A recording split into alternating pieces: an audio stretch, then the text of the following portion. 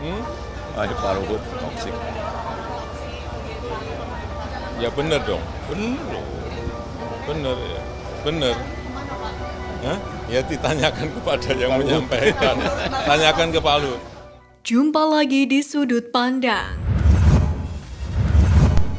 Ganjar deklarasi perubahan, sikap PDIP sejalan. Ex-calon Presiden nomor urut 3 Ganjar Pranowo mengumumkan bahwa dirinya tak akan bergabung pada pemerintahan di bawah Prabowo Subianto Gibran Rakabuming ke depan. Pernyataan itu disampaikan Ganjar saat acara halal bihalal tim pemenangan nasional Ganjar Mahfud dan turut dihadiri bekas cawapresnya Mahfud MD di Tengku Umar 9 Menteng, Jakarta Pusat pada Senin 6 Mei. P3 gabung koalisi Prabowo Gibran. Ketua Badan Pemenangan Pemilu atau Bapilu P3 Sandiaga Salahuddin Uno mengaku telah memberikan masukan kepada jajaran pimpinan partai berlambang Ka'bah itu untuk memperkuat pemerintahan Presiden dan Wakil Presiden terpilih Prabowo Gibran. Dalam hal ini Sandiaga menekankan bahwa P3 harus turut serta dalam pembangunan dan bersatu, terutama karena Prabowo Subianto dinilai telah membuka peluang untuk mengajak semua pihak membangun Indonesia bersama-sama. Meskipun belum diputuskan secara pasti apakah dukungan tersebut akan disepakati melalui mekanisme musyawarah kerja nasional atau rapat pimpinan nasional, Sandi mengungkapkan bahwa keputusan P3 untuk mendukung pasangan presiden dan wakil presiden terpilih Prabowo Gibran rencananya akan diambil melalui Mukernas maupun Rapimnas. Budi Gunawan masuk kabinet Prabowo Gibran. Presiden Joko Widodo disebut-sebut mengajukan nama Budi Gunawan untuk masuk pemerintahan Prabowo Subianto. Budi Gunawan saat ini menjabat sebagai Kepala Badan Intelijen Negara. Kabar ini ditulis majalah Tempo dalam laporan utama pekan ini dengan judul Orang Lama Kabinet Baru yang terbit pada 6 Mei 2024. Pejabat di istana dan petinggi tim kampanye nasional Prabowo Gibran menceritakan Prabowo siap mengakomodasi calon menteri yang diajukan oleh Jokowi. Sumber tersebut menceritakan setidaknya Jokowi mengajukan 4 nama, yaitu Menteri Sekretaris Negara Pratikno, Menteri Dalam Negeri Tito Karnavian, Menteri BUMN Erick Thohir, dan Kepala Badan Intelijen Negara Budi Gunawan. Pengajuan nama Budi Gunawan, kata narasumber yang sama, bertujuan untuk meluluhkan Ketum PDIP Megawati Soekarno Putri. Budi adalah ajudan Megawati saat menjadi presiden pada Juli 2001 hingga Oktober 2004.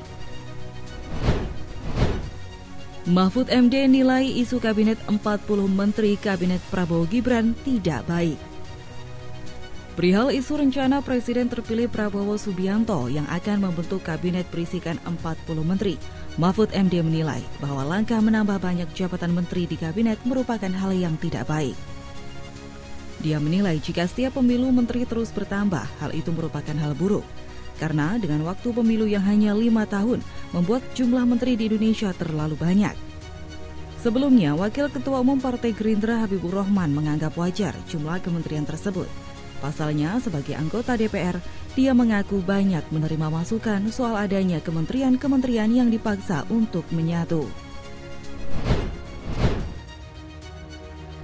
Jokowi benarkan pernyataan LBP. Presiden Joko Widodo menilai saran Menteri Koordinator Bidang Kemaritiman dan Investasi Luhut Binsar Panjaitan atau LBP agar Presiden terpilih Prabowo Subianto tidak membawa orang toksik ke pemerintahan adalah saran yang tepat.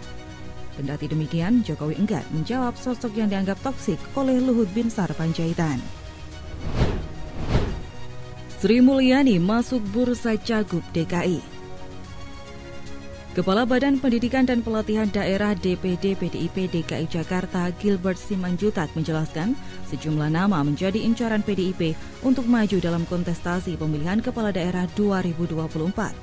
Seperti Menteri Keuangan Sri Mulyani, Menteri Sosial Tri Risma Harini, mantan Panglima TNI Jenderal Purnawirawan Andika Perkasa, dan Ketua DPD PDIP DKI Jakarta Adi Wijaya masuk dalam radar PDIP. Anggota DPRD DKI Jakarta itu menekankan, keputusan siapa yang akan dicalonkan pada Pilkada Jakarta akan disampaikan setelah Rakernas DPP PDIP pada akhir Mei 2024. PR terakhir Jokowi untuk ekonomi RI. Pertumbuhan ekonomi pada kuartal 1 2024 berhasil mencapai 5,11%, mendekati target pemerintahan Presiden Joko Widodo. Selanjutnya, pekerjaan rumah yang saat ini menanti Presiden Jokowi di masa akhir tugasnya adalah menjaga daya beli masyarakat. Dalam rilis Badan Pusat Statistik, konsumsi rumah tangga masih berkontribusi paling besar pada pertumbuhan dengan angka 54,93%. Sektor yang menggambarkan daya beli masyarakat ini mampu tumbuh mencapai 4,91%, meningkat dari kuartal 4 2023, yaitu 4,47%. Dalam hal ini, Wakil Menteri Keuangan Suhasil Nazara mengungkapkan pemerintah berkomitmen untuk menjaga tingkat inflasi. Dia mengatakan inflasi yang tinggi telah menggerogoti daya beli warga. Karenanya, kata dia, pemerintah ingin menekan angka inflasi lebih rendah dari 3%.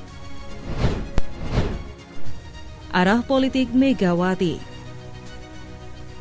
Rekonsiliasi politik menjadi sebuah keniscayaan jika kita hendak membangun bangsa ini di atas pilar-pilar persatuan.